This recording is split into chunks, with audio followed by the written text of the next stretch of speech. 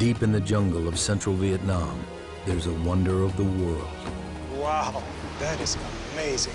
A lost universe that hides a unique ecosystem. It doesn't happen anywhere else on this planet. I think that's just about the holy grail for a biologist. And a team of scientists and explorers with a mission. This is an amazing cave. Look at that. Absolutely staggering. To investigate a record-breaking contender for the world's biggest cave. Wow. Vietnam's Mountain River Cave, or Son Doong, is uncharted territory. And next to no one has forged the depths of this monstrous cave. The team of pioneers is here to prove that this cave is the largest in the world. This is an absolutely amazing cave. It's huge. We're just in the entrance now. It's going to get so much bigger. That's amazing. Absolutely wonderful. This is definitely a once-in-a-lifetime opportunity. I'm so excited about being here. Practically the first person to set foot into the cave. It's a wonderful opportunity. In 2009, caver Jonathan Sims was one of the first humans ever to enter here. But deep into the long cave passage, he was stopped short by a forbidding rock face. Now he's back with caving expert and expedition leader Howard Limbirt. He brings more advanced climbing equipment and a commitment to reach the top of the wall.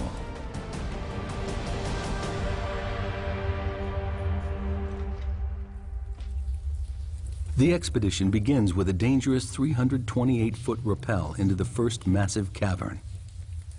British caver Howard Limbirt has led 12 expeditions to Vietnam's limestone caves.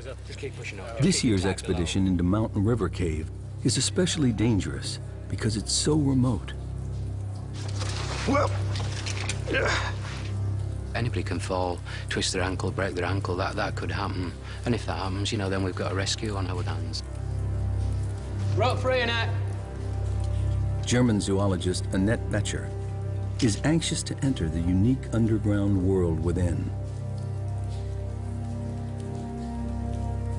Scientific opportunity and a caving opportunity as well at the same time.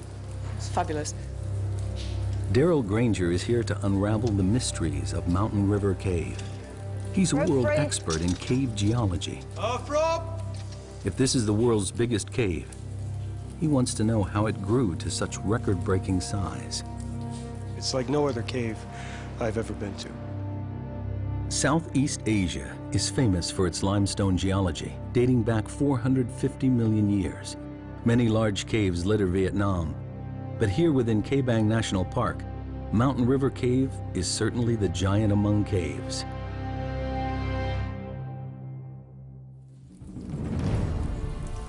In the 2009 expedition, Limbirt and his team were only able to fully explore the first section of the cave. But they found areas they estimated to be about 500 feet wide and about 650 feet high. That's over 3 times the height of Niagara Falls. Deer Cave in Sarawak, Malaysia, currently holds the title World's Biggest Cave. From what they saw last time, Limbirt's team is convinced this cave may be bigger. Let's try and get the map of the cave in some sort of order. Yeah. To claim the world record, they need hard evidence. All this is unmeasured. That's why we've got to survey it, to find, you know, just how big it is, whether it is the biggest cave in the world. We've got to do a serious survey. This passage here, for surveying, it was really, really hard work. Jonathan Sims is one of the 4 cavers who drew up this rough original survey of Mountain River Cave. And what we really need to do next is get over this wall. He knows the wall that defeated him back in 2009 is their biggest challenge. It's a dangerous obstacle to overcome. Made of loose calcite and mud, it stands at nearly 50 feet high.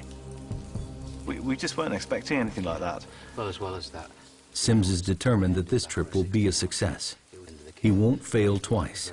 If they can climb this forbidding wall, he's convinced that the enormous cave continues on. And then as a backup, there's this static sump which didn't look particularly potable. They estimate the wall is about 3 miles into the cave. From the 328-foot rappel at the entrance, it will take the team half a week to reach the final survey point at the Great Wall of Vietnam. After the initial drop, there's an 1,150-foot scramble leading to the first of 2 river crossings. From here, the team needs to climb high following the river through the natural valley of the cave. Then there's a descent down to a level sandy area and to the first of 2 dolines, collapsed holes in the cave's surface. The dolines and cave beyond are where Betcher hopes to find new life forms, and Granger, the secret of how the cave was formed. Then, through a narrow section, across the larger doline, and into the second camp. So far, the final part of the cave surveyed is the last quarter mile before the Great Wall of Vietnam. And then, it's into the unknown.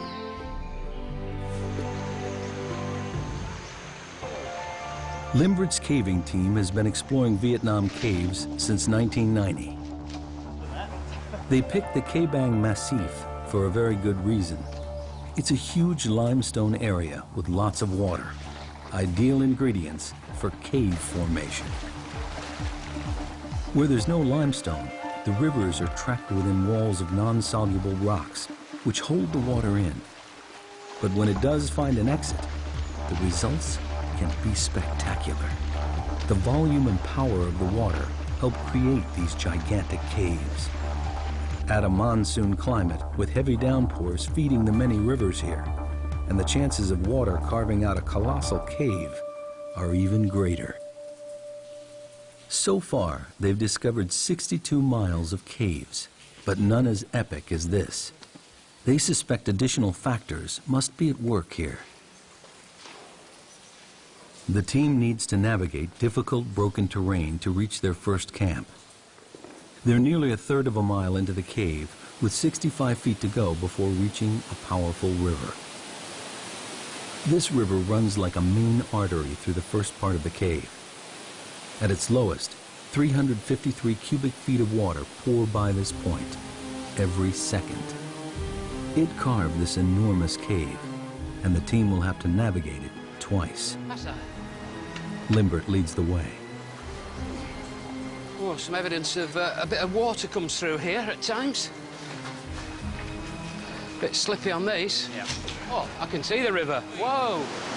Look at this. This is our river crossing. Oh, then we're underwater. Yeah. Determined to move forward, they must cross the deep, threatening underground river. It's the last bit that looks a bit quick.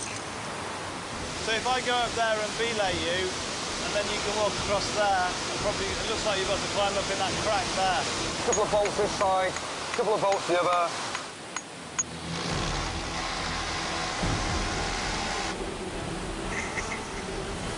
It's life and death, really. So, I mean, it has to be right. Worst case scenario, one of these pops, you've got to back up. That's why you've got to put, you know, make it as safe as possible, really. In full flow, the river could sweep any one of the cavers off their feet.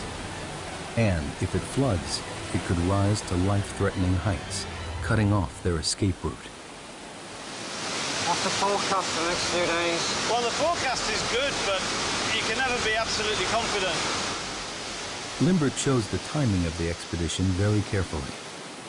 It's the end of the dry season, so the river is low. But any unexpected tropical downpour could cause the river to rise dramatically in just hours. Let's do it. Right, guys, you can start crossing.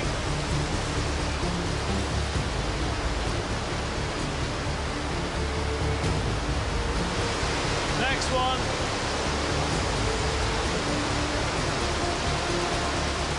The most important thing is that you don't allow the river to sweep you away, because there's a load of rapids just down there, and we're not really quite sure exactly what's in the river beyond that, because we haven't seen it all the way. And there could be all sorts of very sharp rocks and all that kind of thing. And the last thing you want is to get swept down the river, because it could be serious injury or even life-threatening. I'm actually quite nervous about river crossings because I'm quite a slight build, and I've been in flooding caves before where when you put your hands on something, your legs just get swept away from underneath you and you can't get them back down on to get footing. It is actually really, really dangerous.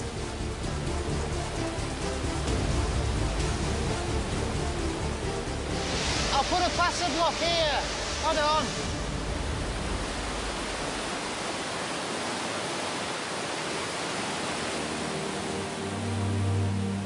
A major obstacle conquered. Daryl Granger can now start to really look around. You can see big formations, big stalagmites over there. Check that one out. This is an amazing cave. We came down those big slopes, we've come through the rocks, and we finally made it down to river level. So now we can set up camp here. We can start thinking about what we want to do next in this cave. The Titanic cave is theirs to explore. What is it that makes a cave so big? There's a lot of stories that we can learn from this cave. To claim the world record, Mountain River Cave needs to be consistently higher, wider, and longer than the current title holder, Deer Cave in Sarawak, Malaysia.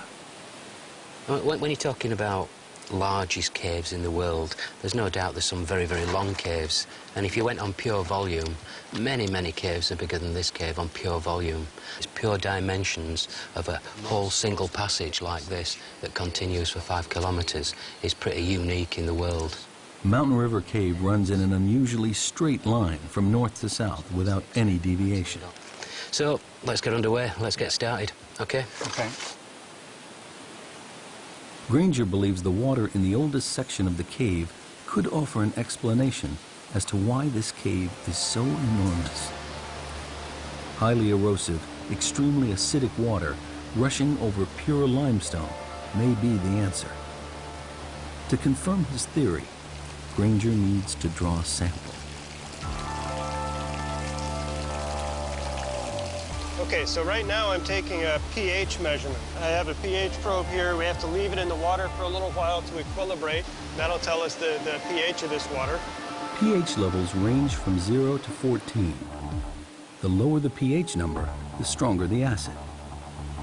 To be out of the ordinary, Granger is looking for a reading lower than 7, which is neutral.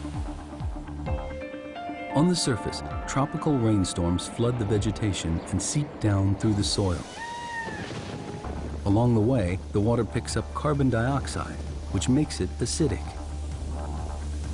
High levels of acidity would make the water flowing into Mountain River Cave more effective at seeping its way through the rock. All right, so my pH should be finished now, and we have about pH 7.5. So that's pretty typical, maybe a little bit on the low side. The results of the test surprise Granger. The water here is not overly acidic. This can't be the explanation for the cave's epic size.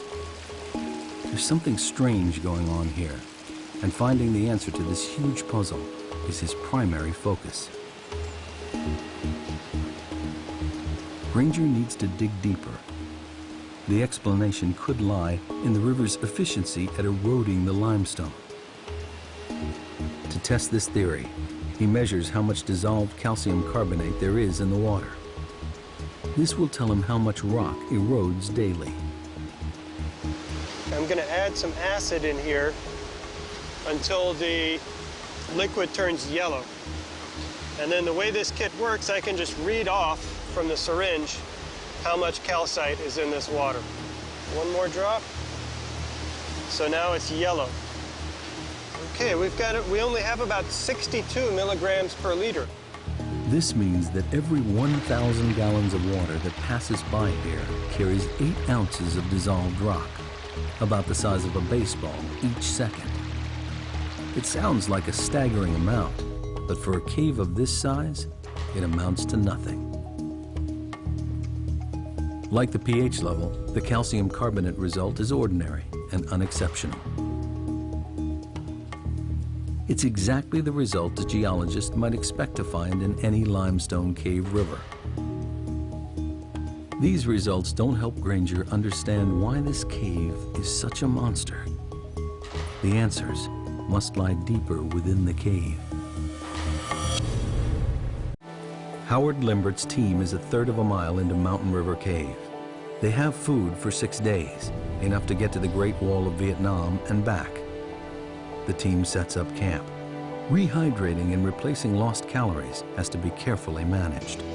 Geomorphologist Dr. Hugh Nguyen and biologist Dr. Tai Nguyen of Hanoi University also join Limbirt on the expedition. Hopefully the other porters will take all the other bags to our underground camp.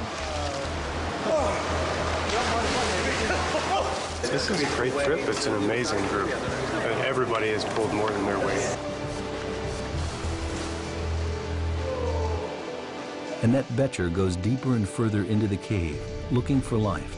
And like Granger, she's getting frustrated in her search. She is here to find undiscovered species, but so far only sees a barren landscape. It's a bit of a shame. I had great expectations, but with the wet flooding, I had to rethink basically my approach. The team is exhausted and settles down for their first night inside the cave. The next morning, they continue over half a mile further.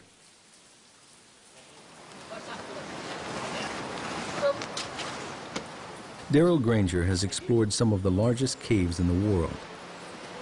But this one is about to reveal something he's never seen before.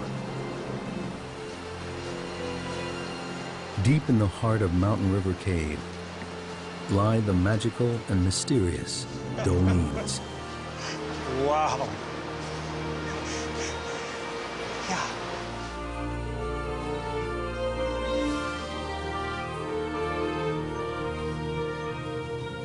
Here, the cave roof has collapsed inwards, allowing sunlight to flood in, connecting above and below ground with the vital ingredients of life, water and light.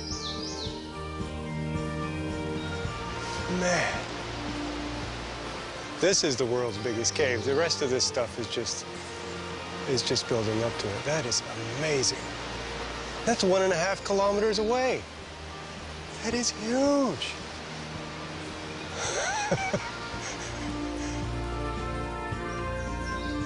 But that looks like, it's 100 meters away, like we're in a normal-sized cave. That's 1.5 kilometers. It's hard to even imagine how big that passage is. Here, a unique mini jungle has taken root, 1/4 mile below the surface of the earth.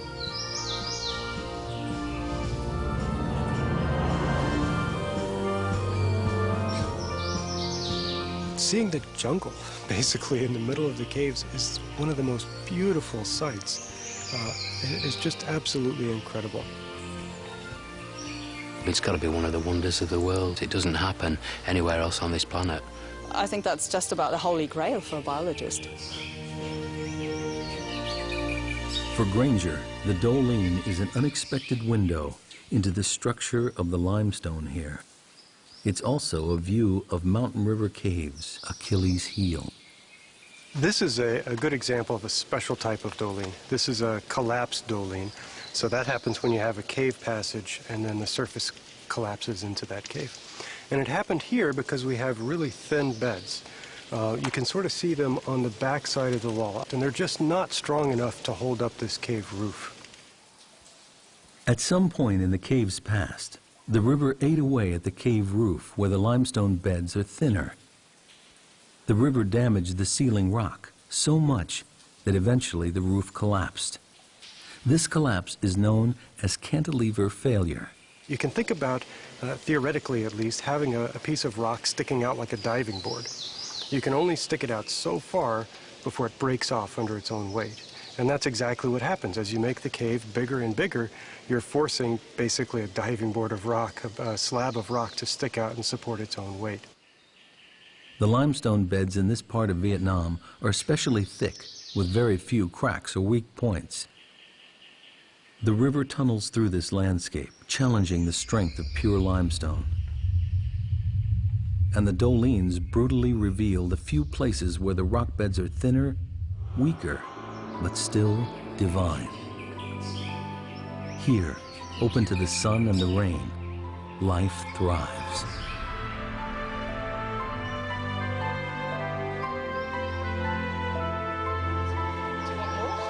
Dr. Tai Nguyen and Annette Betcher are the first to climb into the undergrowth. She's eager to tap into Nguyen's expertise in rainforest plant species to figure out how this subterranean wonderland compares with the surface. After disappointments in the first part of the cave, the Doline fulfills Betcher's expectations. Here is an area rich with life, a unique and unexplored ecosystem. This is absolutely fantastic. It's a treasure trove for biologists. And everything that lives here has got here by complete chance.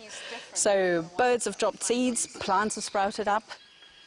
This species outside is evergreen. Okay. Yes. Right. But here it's fall down the leaf in the winter, I think so. Okay, so you think it's evergreen outside, but yes. it's deciduous in here. And so the young leaves, are those the red leaves? Are those young leaves? Okay, right. Betcher had hoped to find new species of plants, evolved to flourish in this strange underground world. But Nguyen doesn't see examples of unique evolution. Instead, he thinks the plants in the Doline are showing extreme adaptation. It's a process known to biologists as phenotypic plasticity. In particular in plants, their outer form is very variable. They can adapt themselves very much to their environment. So there could be two plants that are perfectly the same species, have the same DNA, but because they're in a different environment, they actually look quite different. That's the plasticity bit. So I think we're seeing an example of spectacular phenotypic plasticity. Unique adaptations appear throughout the Doline. In the tropics, trees are usually evergreen due to the absence of seasons. But down here, they're deciduous, with sparse foliage and narrow trunks.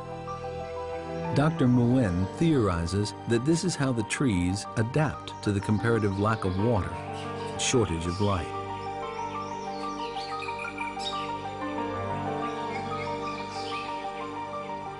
These steep Doline walls enclose this mini jungle and act as a natural barrier to the outside world, trapping pockets of life deep within the cave.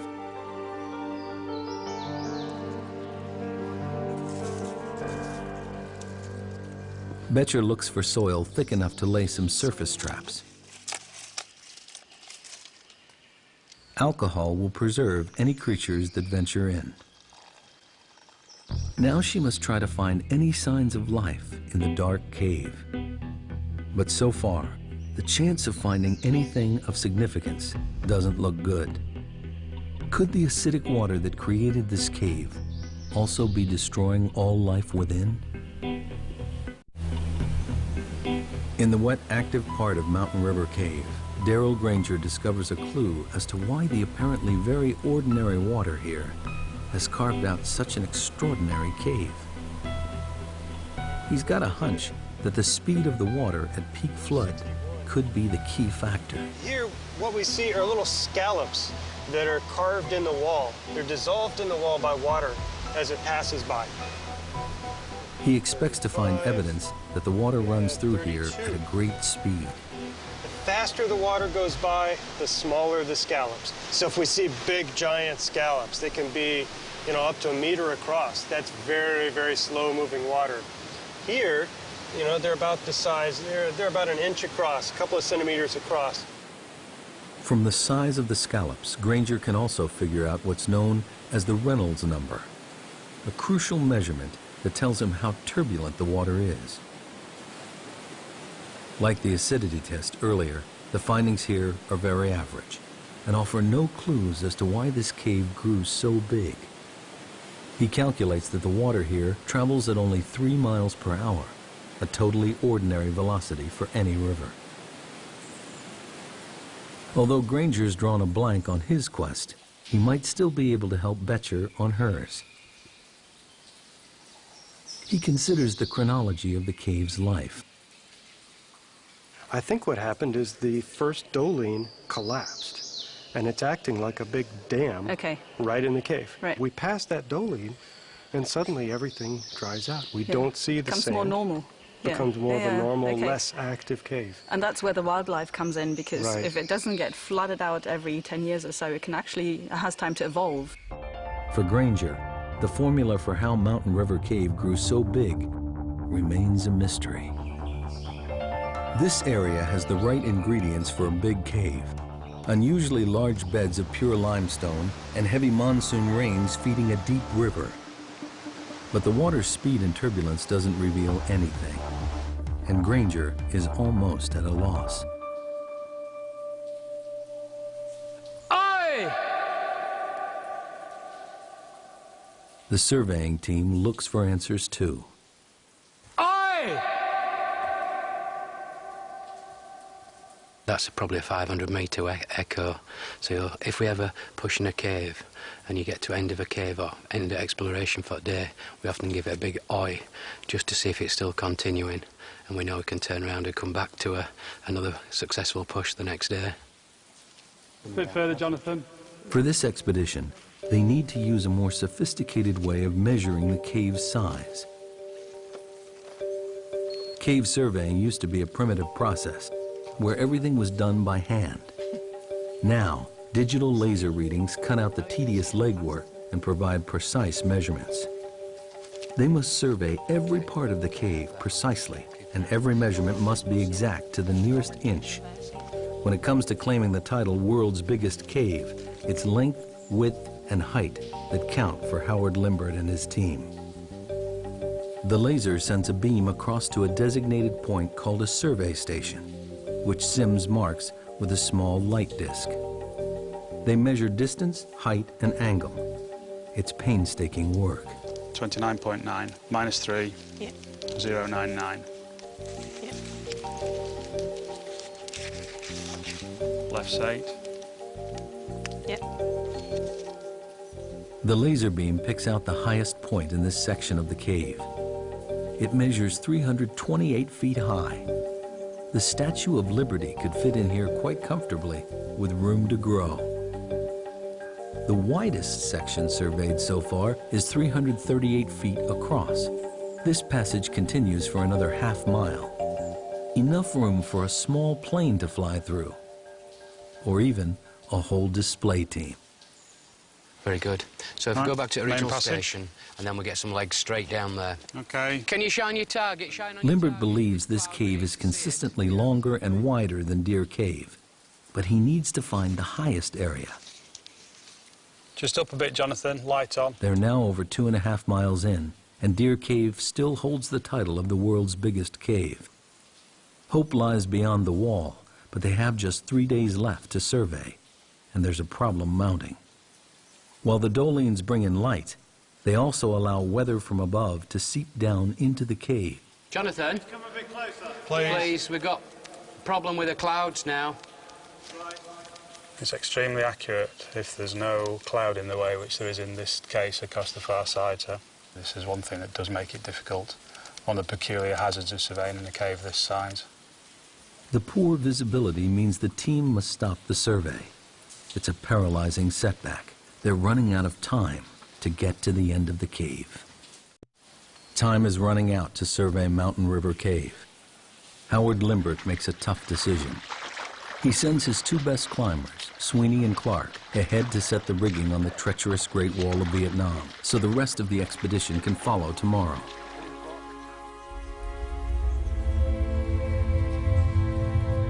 If they can't scale it, they may not finish the survey, and we'll never know just how big this cave really is.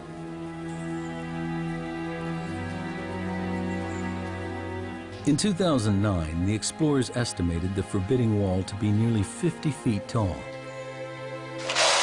Now, Clark and Sweeney think it's much bigger, estimating 200 feet, nearly the height of a 20-story building.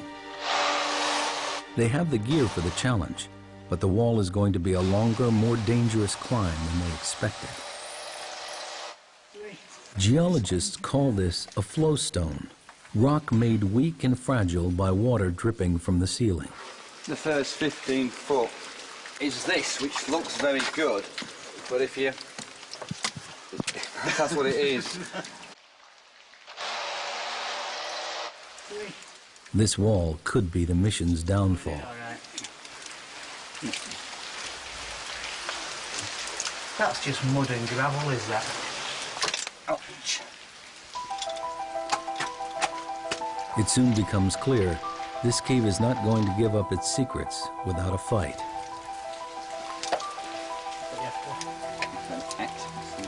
It's just crumbling away. It's crumbling away. Sweet and Clark have been building up to this for over a year. It's something that they're particularly interested in is climbing and climbing the wall. What we're climbing in is a very soft mud, calcite, and so normal bolts would just fall out. It's going to be a difficult and exhausting climb. Back at the camp, the extreme conditions are taking their toll, even on those who are not battling the wall. What can be quite difficult is just living in can be quite squalid conditions. You've got to keep things clean. It's very dirty at times. You're getting sand and dirt in everything, be it your caving equipment, all this clothes. Feet are a big problem because you're continuously wet or sweating or going through rivers. We often get what we believe is a fungal infection of the feet. Meanwhile, Annette Betcher's search for life continues. She came to Mountain River Cave to find new species, but with only a mile or so to go before the wall, she has yet to discover anything out of the ordinary. She has one more chance for a promising new sample area, a dry passageway. That's where the opportunities are with this fantastically big cave. So I can go into those and look for those tiny critters that will be evolving in their large, dry side passages in their alcoves. Regular flooding in large parts of the cave means that it's difficult for new life to gain a foothold. But in these dry alcoves, Betcher thinks she may find isolated species which have had time to evolve and flourish in complete darkness.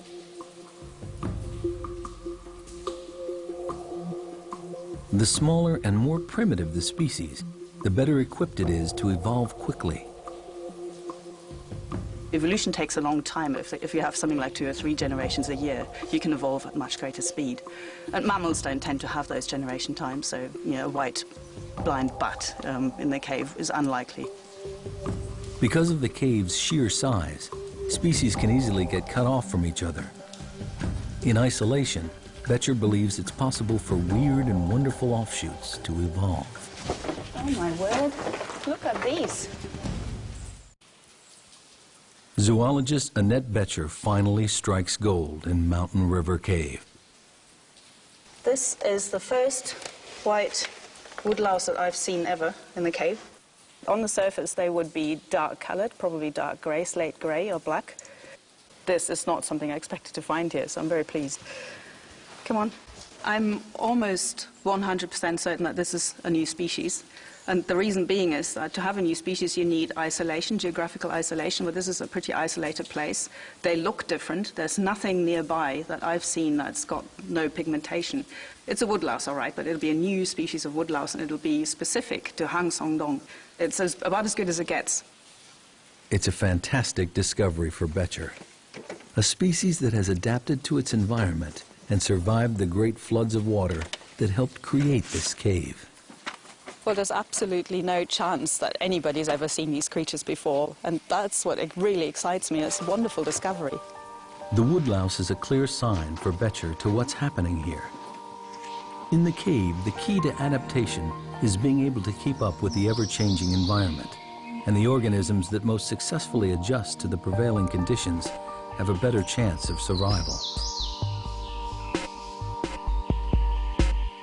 When I set off, I had actually fairly low expectations. So finding the white woodlouse is much better than I expected. I'm very excited about it. The woodlouse's evolutionary path has enabled them to survive and prosper in an environment never seen anywhere else. I would expect a cave new cave species probably to be pigmentless, so looking white to us and be blind. I don't think that the woodlice we found are blind. They don't seem to have rudimentary eyes, and they can certainly sense light. So they are adapted to the cave environment. They just haven't gone the full way yet, so there's room for them to evolve more. And the next step would probably be for them to lose their eyesight. A once-in-a-lifetime breakthrough, Betcher discovers new life within the Doling. A breakthrough in evolution attributed to the awesome scale of this lost world. Back at the camp, time is running out.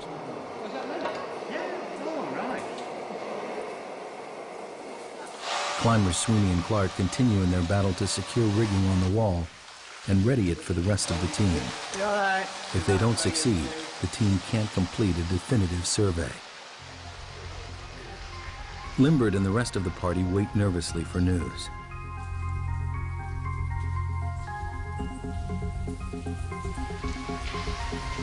As time runs short, Daryl Granger is convinced he's near to cracking the geological puzzle of why this cave is so large.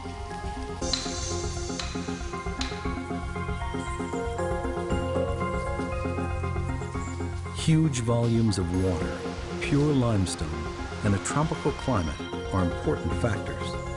But it's not enough to explain why this cave is so big.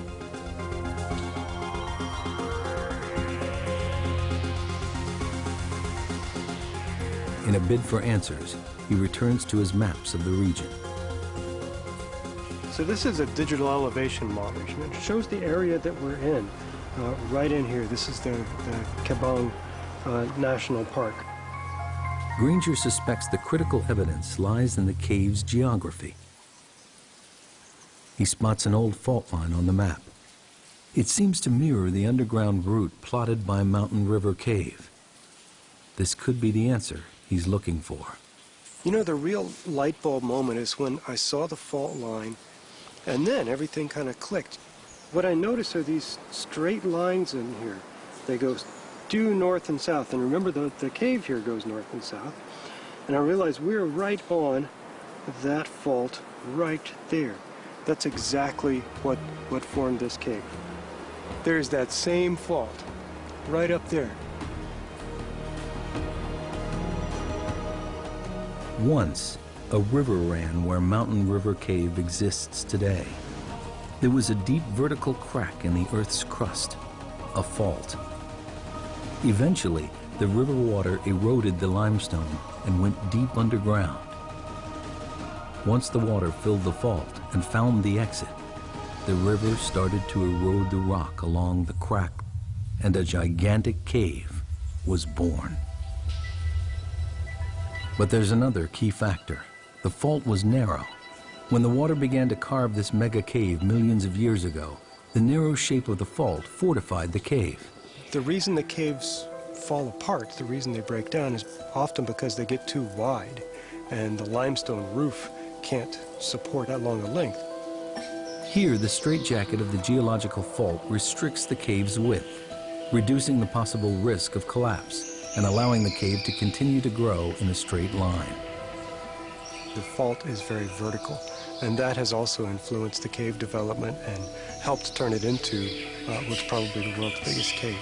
And that's because the walls are perfectly vertical, or they're nearly vertical here, and so the cave is very, very tall. The 1,300-foot-high dolines show what happens when a cave weakens. Granger has every piece in place. Unusually thick pure limestone, a huge catchment area feeding a large river, an underground fault line, the right shape to contain a stable cave passage, and finally, a river on the limestone surface that made a cave at the first opportunity. A perfect formula to build a gigantic cave. The title of the world's biggest cave could rest on reaching the top of the Great Wall of Vietnam. But first, they need to know if Sweeney and Clark have managed to climb it. 2.5 miles in, Limbirt finally gets the news he's been waiting for. His team has reached the top of the wall. The height or pitch is even more than anyone anticipated. pitch is, well, we reckon it's something like 80 metres. We've come up. We think we've used about 80 metres of rope. 80-metre pitch? 80 metres. 80 metres. Great news, yeah. That's his main objective of this trip, is to get up that wall, and we've done it. This morning I was very doubtful we were going to do it. I thought we were going to be too tough, but they managed to get up. They've done a brilliant job. 80 metres is a big climb in those conditions. The good news brings speculation as to what lies beyond the wall. I'm not going to be surprised if that's the end of the cave. I know Howard thinks it's going to turn left. My inclination is it's going to go straight there and terminate. But, you know, that's what we're going to find out.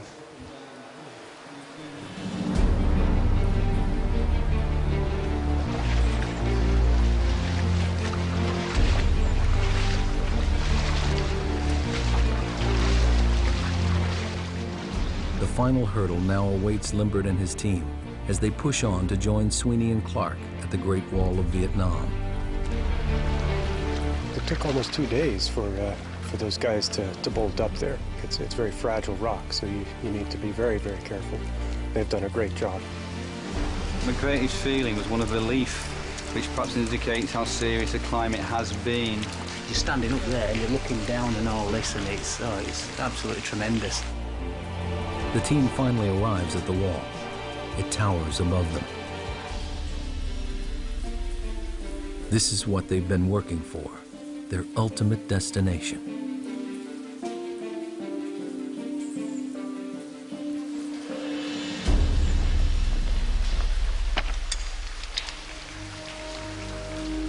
Limbirt and Jonathan Sims are looking for a section of the cave that beats the highest point in Deer Cave.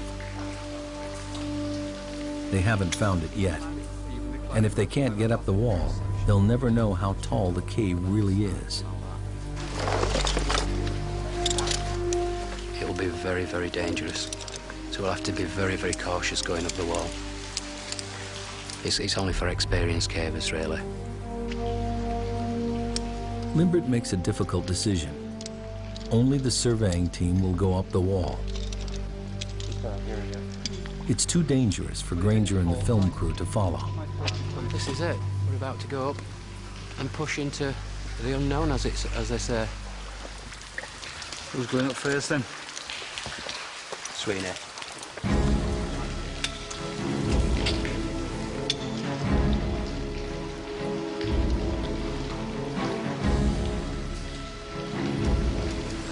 Ready to rock.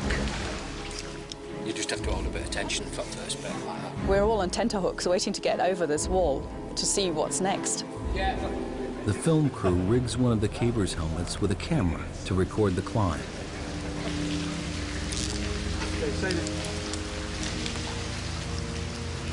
Left of it, down centre up.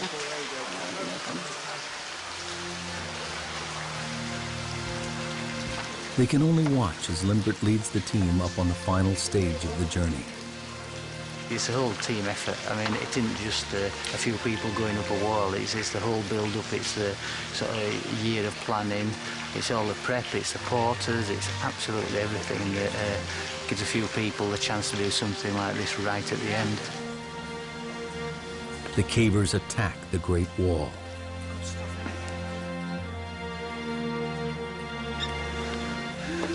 Absolutely fantastic. It's something else, is this? Look at that. They have succeeded in the most difficult part of the expedition. The Great Wall of Vietnam. This huge flowstone, nearly the height of a 25-story building, is conquered at last. But the elation is quickly followed by disappointment.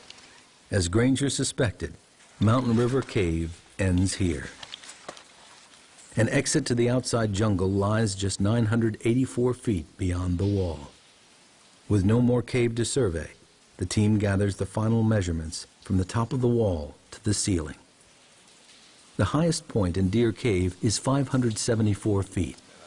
They've just climbed 236 feet up the wall and can now calculate the height of the whole passage. 45.8. Sims reads the final crucial measurements. 188. Can you just do the height of the passage there, Jonathan? Yep, it's massive. Absolutely huge. Absolutely huge. Finally, they get the readings they've been waiting for. It's 96.4. 96.4! That's incredible. Spot there, will you? Jesus. That's incredible. Altogether, the measurements show Mountain River Cave is the world's biggest, with a passage continuously higher, wider, and substantially longer than any other cave in the world. It's a fabulous cave, a really, really fabulous cave. Really enjoyed ourselves. We had a great time, we're having a really, really good time. It's just mind-blowing stuff, is this? It really is, and it just doesn't get much better. This has been a tremendous experience for me. I feel very lucky to have been invited on this trip to see the world's biggest cave and try to figure out the science behind this cave. Just very privileged and lucky to be along on this trip with Howard and his team.